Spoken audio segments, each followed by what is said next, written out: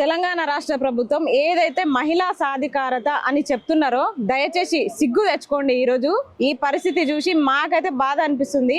12:30 కావస్తుంది. ఈ టైంలో ఆడబిడ్డల్ని పోలీస్ స్టేషన్లకి రోడ్ల పైన కన్నీరు పెట్టుకుంటూ తిరిగే పరిస్థితి తెచ్చిన రాష్ట్రాన్ని మహిళా సాధికారత రాష్ట్రం అని ఎట్లా అంటారు? ఇప్పుడు రేవంత్ రెడ్డి మాకు సమాధానం చెప్పాలి. ఈరోజు తెలంగాణ మహిళ, తెలంగాణ ఆడబిడ్డ కన్నీళ్లు పెట్టుకుంటుంది. మరి హోంశాఖ మంత్రిగా ఉన్న మీరు దీనికి ఏం సమాధానం చెప్తారు?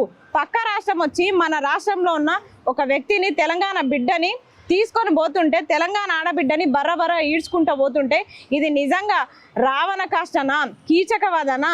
ఏం జరుగుతుంది ఇక్కడ అసలు?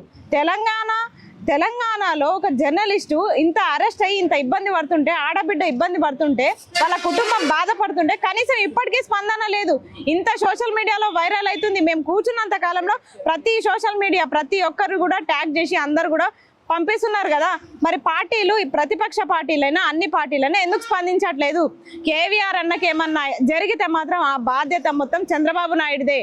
ఖచ్చితంగా లోకేష్ అలాగే పవన్ కళ్యాణ్ మీరందరూ కూడా బాధ్యత వహించాలి. ఎందుకంటే ఇంతకు ముందే 3rd డిగ్రీ చేసిరు. ఇప్పుడు ఏం చేస్తారు అనేదే మా భయం. ఇప్పుడు కాల్పులని ఒక వార్త, ఈడ నిలబడి ఉన్నాం, కాల్పులని వార్త వచ్చింది.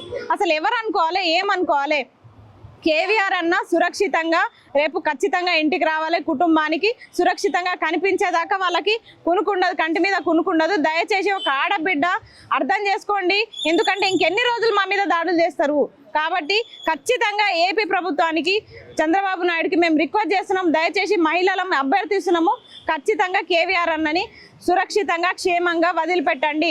ఎలాంటి 3rd డిగ్రీ ఇలా చర్యలకు పాల్పడకండి దయచేసి. ఒకవేళ మీరు గనక కేవీఆర్ అన్నకి ఎలాంటి ప్రాణహాని చేసినా, చిన్న గీత పడ్డా సరే మేము మాత్రం ఊకుండే ప్రసక్తి లేదు. ఖచ్చితంగా రాష్ట్రాన్ని అగ్నిగుండం చేస్తాం. ఏపీ ప్రజలను ఇక్కడ ఏపీ ప్రజలు కాదు, ఏపీ నాయకులు ఎవరైతే ఉన్నారో మీరు బాధ్యతారహితంగా ప్రవర్తిస్తున్నారో మీకు ఖచ్చితంగా బుద్ధి చెప్తాం. తెలంగాణలో అడుగు పెట్టకుండా చేస్తాం. దయచేసి అందరు గమనించాలి. ఆడబిడ్డని దృష్టిలో ఉంచుకొని మీరు లాగుతున్నారు కదా, అసలు నిజంగా మీకు సిగ్గుశరాలు ఉన్నాయా? ఒక ఆడబిడ్డని, మీ ఇంట్లో ఆడబిడ్డని అయితే అట్లే లాగుతూ ఉంటే మీరు ఊకుంటారా? అసలు పోలీసులేనా మీరు? మీరెవరు ఎందుకు తీసుకోపోయారు? తన ఫోన్ ఎందుకు తీసుకోపోయారు? అసలు తనని ఎందుకు తీసుకోపోయారు? ఒక ఆడబిడ్డని ఎందుకు అట్లా లాగుతున్నారు అందరు కలిసి? అసలు ఇది ఎక్కడి చట్టము? ఏ చట్టంలో రాసి పెట్టింది? ఏ రాజ్యాంగంలో రాసి పెట్టింది చెప్పండి.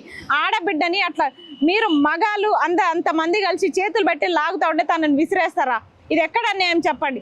కాబట్టి కేవీఆర్ అన్న సురక్షితంగా మా తెలంగాణకు రావాలని చెప్పేసి మేము డిమాండ్ చేస్తున్నాం.